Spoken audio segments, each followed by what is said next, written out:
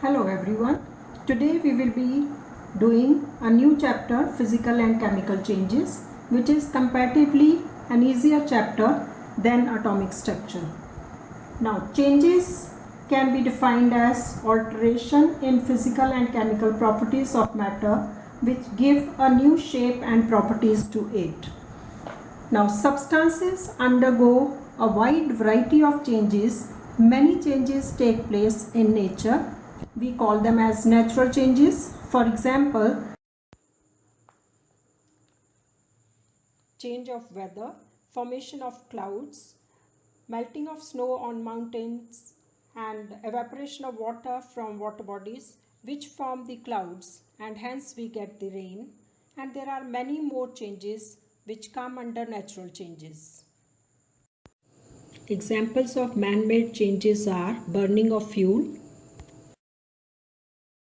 cooking of food, formation of curd, and many more. Let's start with the physical change. A physical change is a change in which no new substance is formed and the chemical composition of the original substance is not altered.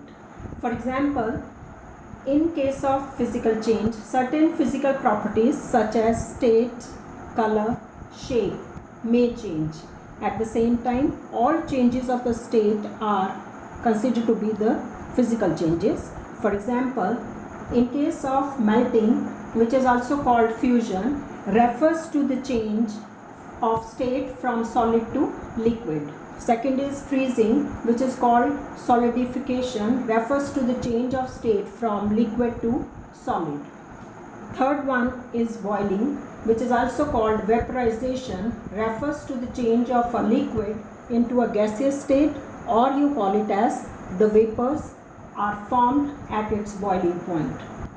Now the last change of state is the condensation, refers to the change of state from gas or vaporized state to the liquid on cooling the liquid. Characteristics of a physical change. Number 1, the change is temporary and can be reversed by changing the conditions. Number 2, no new substance is formed, so there is no change in the mass of the substance undergoing a physical change. Number 3, there is no change in the chemical composition of the substance. That means the chemical composition of the substance remains the same.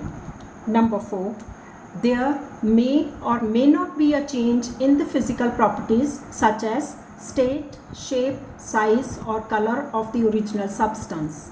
Number 5, no significant change in the energy is involved in a physical change. Next we have the examples of physical change, that is, this is the heading. Under this we will be doing activity 1, in which we are going to separate the salt from salt solution. That is, this activity will be performed by using salt solution and salt can be separated out. Second activity will be sublimation of camphor, iodine, ammonium chloride, but for your reference I will be using iodine for this activity. Other examples are as follows: melting of wax, iron nails getting attracted to the magnet, tearing of paper, molding of clay, stretching of rubber band, drying of clothes. These are some examples of physical change. Activity 1 is the process of evaporation, in which we are separating salt from salt solution. The apparatus used in this experiment is the china dish, in which mixture of salt and water is taken. Bunsen burner, tripod stand. Now take some water in a china dish and dissolve some common salt in it.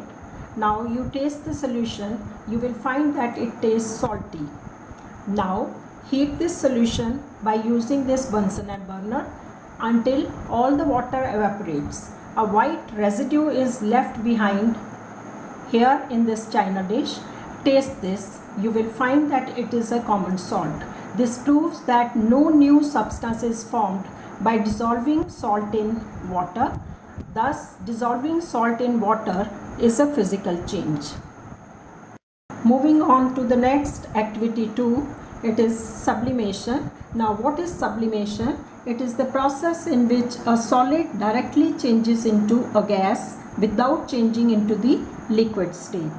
The materials used in this process of sublimation are inverted funnel, cotton plug, a china dish, iodine crystals in the china dish, wire gauze, tripod stand, and Bunsen and burner. Let's start with the procedure of this experiment.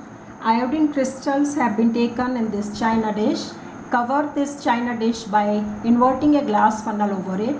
Block the end of this glass funnel with cotton wool to prevent the vapors of iodine from escaping into the atmosphere.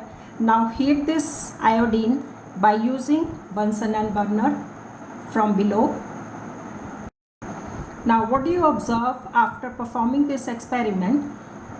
When we are heating iodine crystals, the vapors which are purple in color, they will start rising up the funnel and will condense on the cooler surface of the funnel, and which we call it as sublimate, and this can be strapped and collected as a pure iodine.